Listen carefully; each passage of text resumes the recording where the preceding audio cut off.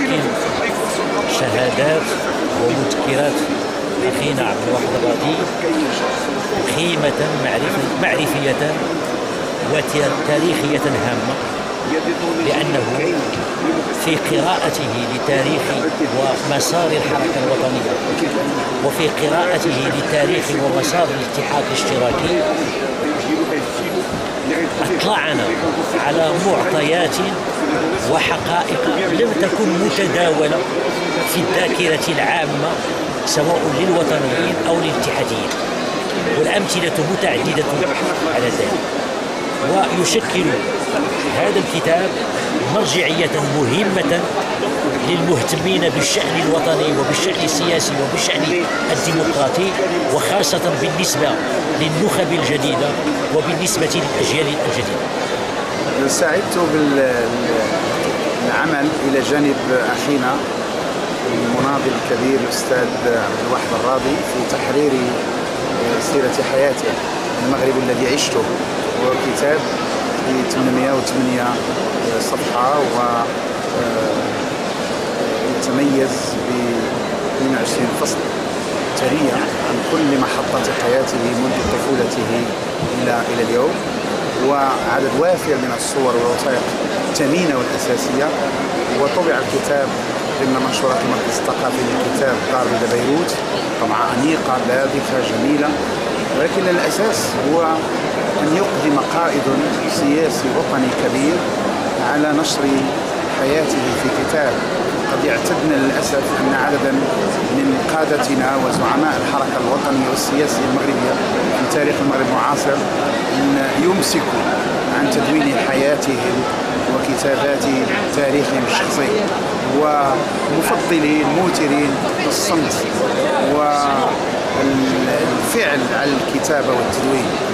هذه لحظة رفيعة تشرفت بالإسهام فيها، وآمل أن يلفت هذا الكتاب وهذا العمل وهذه المبادرة من طرف أخينا عبد الواحد الراضي شهية القادة الآخرين في اليسار المغربي وفي الحركة الوطنية والديمقراطية، في العمل السياسي الحزبي وفي العمل الاجتماعي النقابي وفي العمل المهني وفي العمل الإداري وفي كل الواجهات، لكي يقدم على مبادرات مماثلة فيكتبوا حيواتهم وتاريخهم الشخصي. أن جزء كبير من حياتي، أنا الآن عندي 81 سنة، طال العمر إن شاء الله، دوزت منها 60 سنة في النضال أو أكثر من 60 سنة، لأن دخلت الحزب الاستقلال وأنا عندي 15 عام في الشبيبة المدرسية، وبقيت في حزب الاستقلال 10 سنوات، وكنت من المؤسسين ديال الاتحاد الوطني للقوات الشعبية، وأرزت الأقدار أنني بقيت في الساحة السياسية كمعلوم شاهد، ولكني فيما بعد كفاعل سياسي. هاد 60 سنة راكمت عدد ديال التجارب، عدد ديال المعرفة في عدة ميادين، وبان لي على أنه من الواجب علي أن أقدم هذه التجربة للجيل الحالي وللأجيال المقبلة، لأن تكوين الأجيال هو استفادة من التجارب ومن الأخطاء أو النجاحات للأجيال التي سبقتها. البشرية الإنسانية تقدمت بالتراكم، ما كيمكنش لكل جيل يبدا من الصفر وعاد يصاوب كل شيء، بالعكس كل جيل كيبني العطاء ديالو على ما أعطاه الجيل اللي سبق. ولاحظت بأن اليوم الجيل اللي كيسير البلاد هو الجيل اللي ولد في بداية الستينات أو نهاية التسعينات. الجيل اللي ولد في بداية الستينات راه الآن قريب يخرج للتقاعد، ولكن هذا الجيل ما عندوش علم بتاريخ المغرب المعاصر بعد الاستقلال. واحد العدد كيسحب لهم عاد بدا التاريخ ديال المغرب مع هذا الجيل، وما عارفينش الادوار اللي قاموا بها الاجيال اللي سبقتهم. فكان من الواجب ان نعرف هذا الجيل الاجيال المقبله بتاريخ بلادهم باش يعتزوا بهذا التاريخ وباش يقويوا الهويه ديالهم وباش حتى هما يساهموا بالمساهمه ديالهم للنهوض بهذه البلاد. اذا كما قلت لبعض الاخوان المقاربه ديالي مقاربه بيداغوجيه. انا بغيت ان الاجيال تعرف شنو كاين، لانني كنآمن بواحد الفكره اللي قالها تشرشل، قول على انه الشعب الذي يجهل ماضيه لا يمكنه ان يفهم حاضر، فأحرى ان يبني المستقبل، لان الحاضر سيفسر الماضي والمستقبل مرهون بما نقوم به في الحاضر. كذلك لاحظت على ان السيره الذاتيه ديال المسؤولين في العالم بأسره كتساهم في التكوين ديال المناضلين والمناضلات، وكتساهم في الثقافه العامه ديالهم، وبالاخص في الميدان السياسي. اذا خص ان الجيل ديالنا انه يخلي شي حاجه للجيل الحالي والاجيال المقبله، وهذا الجيل هو بنفسه حتى هو يساهم المساهمه ديالو ويخليها. بغيت نوضح للاخوان ديالنا على ان الجيل ديال الرواد اللي بدا بالحركه الوطنيه وهو جيل محمد الخامس وعلى الفاسي وابن الحسن الوزاني، هذول اللي بداو في الثلاثينات بطبيعه الحال مع اعداد كبير من الرفاق ديالهم، هذول اللي بداو باش كينشروا الوعي ديال شنو هي الوطنيه وشنو هي الحريه وشنو هي الديمقراطيه، ومطالبه بنهايه الحمايه والعهد الاستعماري. هذا الدور ديال هذا الجيل، كنعتبر ان هذا الجيل الدور ديالو كان هو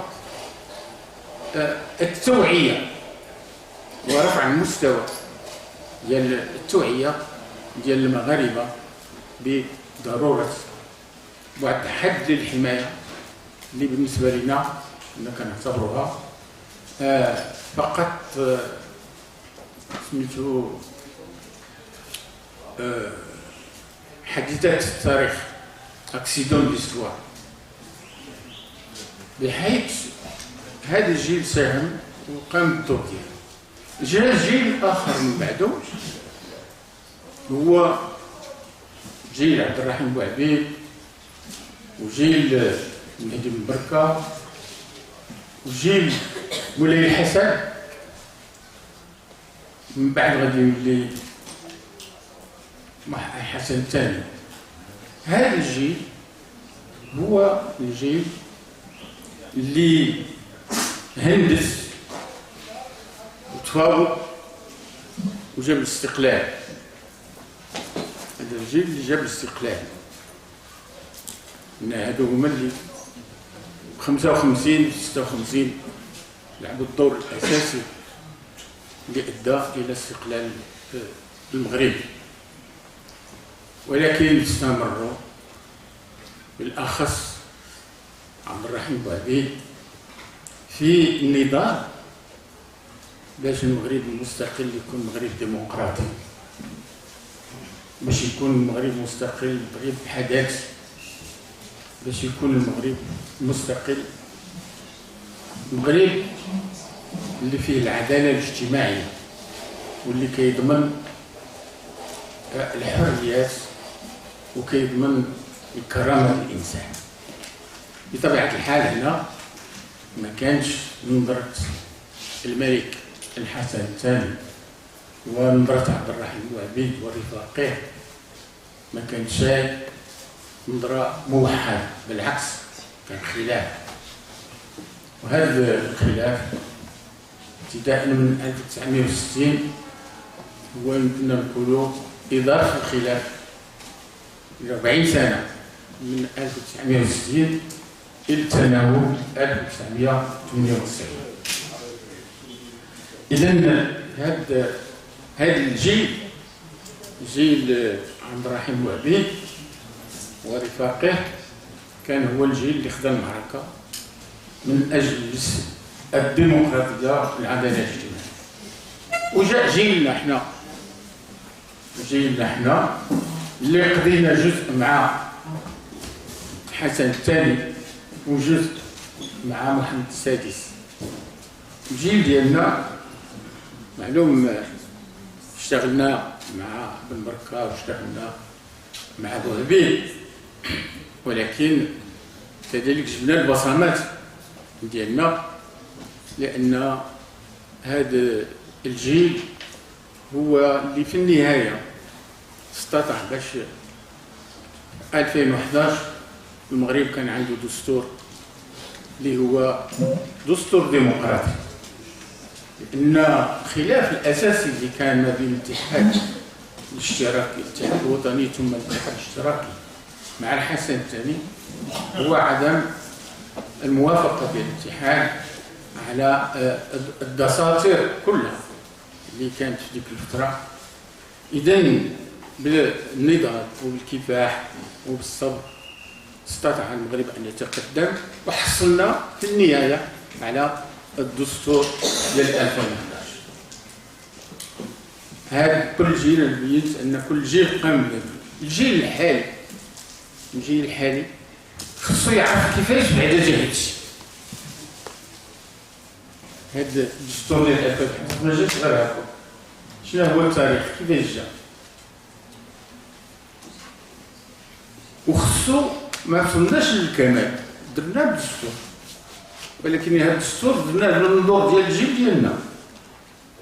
خص هذا الجيل الحالي واللي غادي يجي من بعده يساهموا حتى هما، لأن الدستور الحالي هو بنفسه ماشي الكمال، باش يزيدوا حتى هما يقويوا هذه المبادئ وهذه القيم وهذه الأخلاق الديمقراطية. إذن هذا الكتاب كذلك الهدف ديالو هو أنه يبين للجيل الحالي والجيل اللي غادي يجي أنهم على عاتقهم أن يستمروا في تطوير المغرب وتحديث المغرب وبناء الديمقراطية والعدالة الاجتماعية والمساواة بين المرأة والرجل والعناية بالتربية والأطفال. هذا هو الهدف اللي دفعني باش أنني نقوم بكتابة هذا الكتاب بدعم ومساعدة الأخ حسن الجديد. اعتقد أنني كيفية ديال التبليغ هو أننا نقدم للقراء وكيف أنا شخصيا عشت حياتي، بحيث عدد من الناس كانوا يعتبروا أنني عشت حياة ديال الرفاه الرخاء الرفاهية. عرفت على الأسرة ديالي، شكون هي منين جات كيفاش. إن الوالد ديالي كان قائد وكيسحب له الناس بحال القياد، هذوك القياد الفيوداليين لي سينيور دو لاطلاس، وعلى أنه كان غني ولاباس عليه وكنا كنعيشوا بينما أن الحقيقة ماشي هي هذه. العائلة ديالي كانت عائلة فعلا ديال الناس اللي خدموا الأسرة العلوية منذ أنا الوثائق بعد اللي عندي منذ مولاي الحسن الأول، والوالد ديالي عين قائد في أيام مولاي الحفيد. المهم الكتاب تعرف شوية بالأسرة والعائلة، ولكن شاء الأقدار أنني فقدت الوالدة، فقدت الوالد وأنا مازال طفل صغير، وكان يمكنني أنني نبقى في البادية فلاح صغير ولا ما نعرف شنو كاين، ولكني قاومت وأنا مازال طفل صغير باش نقرا. وعلاش تنهضر على هذه المرحلة؟ باش كل بنات وبنات المغرب في البادية وفي المدينة يعرفوا على أنهم إذا كانت عندهم إرادة يمكن يوصلوا. واحد السيد واحد النهار دخلته، لأن في 2006 كانت الاتحاد الاشتراكي خرجت بعض الفقرات على سيرتي الذاتية ذاك الوقت، وجا قال لي انت كنت يتيم ووليتي رئيس البرلمان. وانا قال لي سحب لي كاع اليتامى ما كيقرا، ولكني طمئنتيني، عندي وليداتي وكنت خايف نموت ويبقاو لي والو. دابا غادي وليت اطمئنيت على ان الانسان الا بغى راه يمكن له يوصل. بحيث كذلك لاحظت ان واحد العدد ديال الاطر وديال النخب جامعيين، اساتذه جامعيين، كانوا كيتوقعوا عليا اسئله حول التطور ديال المغرب بعد الاستقلال، وبالاخص المرحله ما بين 55 و 60. الناس ما وضحاش بينهم، ما عارفينش شنو كان. ف كان عليا من الواجب انني نفسر هذه المرحله هذه. كذلك لاحظت ان واحد العدد ديال الاحداث اللي عاشها المغرب كيهضروا عليها واحد المجموعه ديال الناس، ولكن اللي كيحرفوها ماشي هي، ماشي الحقيقه. انا ما كندعيش بحال اللي قال الاخوان اللي قالوا بجوج انني جبت الحقيقه، ولكني كاين بعض الاشياء اللي عشتها وكنشوف التحريف ديالها، كان ضروري انني نجيب كذلك الاطروحه الاخرى اللي هي مخالفه لي.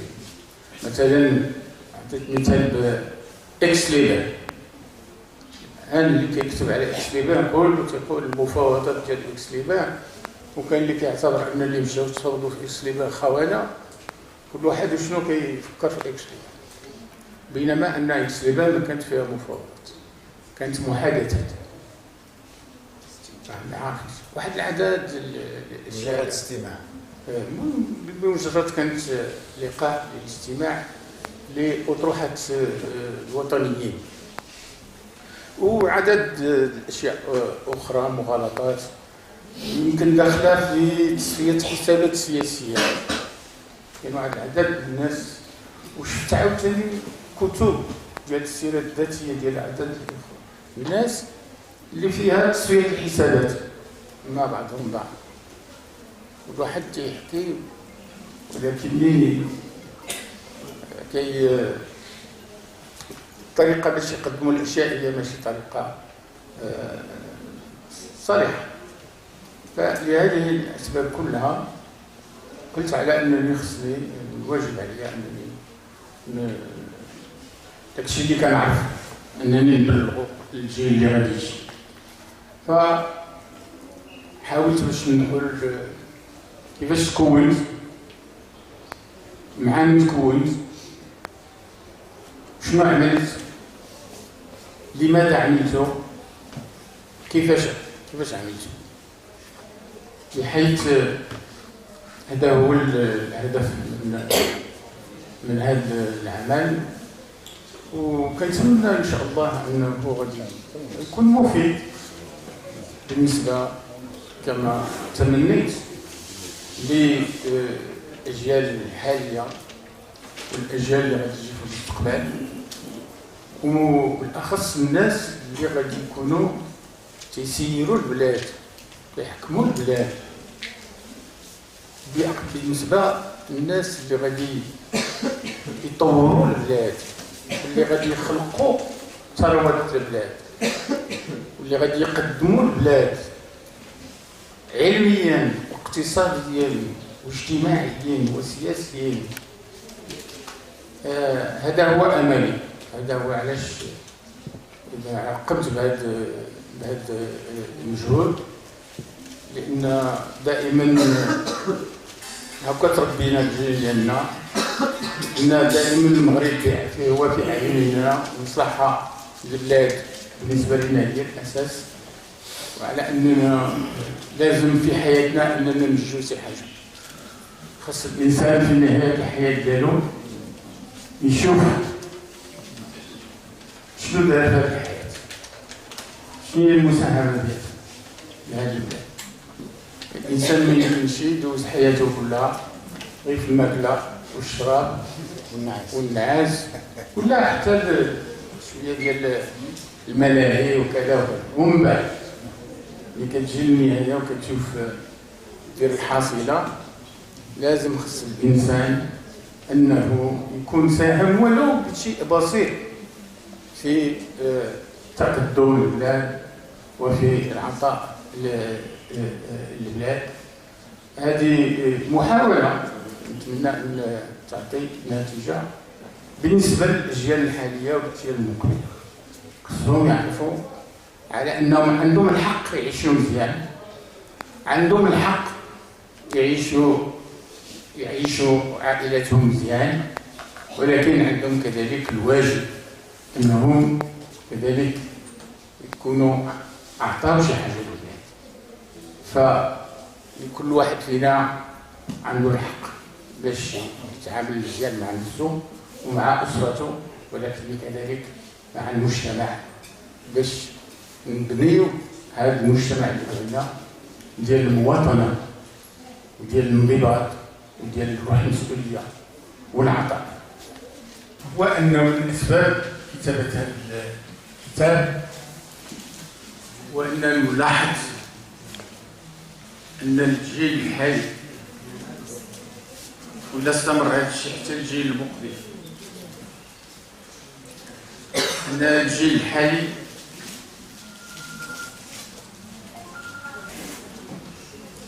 وهذا مشكل كبير في البلاد.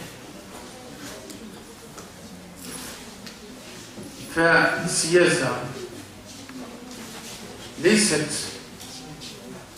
ما نراه اليوم من خصومات ومن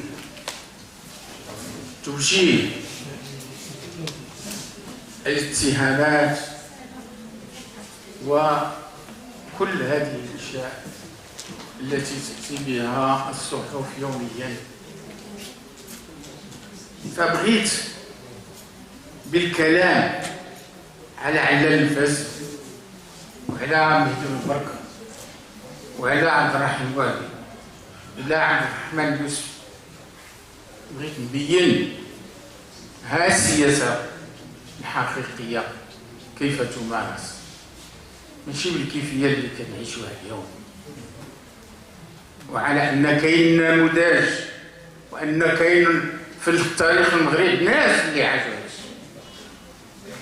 ما دام أنه جيل أو أجيال عاشت السياسة بالمفهوم ديالها الأخلاقي، لماذا الجيل الحالي والأجيال المقبلة حتى هي ما تعيش بهذه الروح ديال السياسة. إذن هذا ماشي قدر،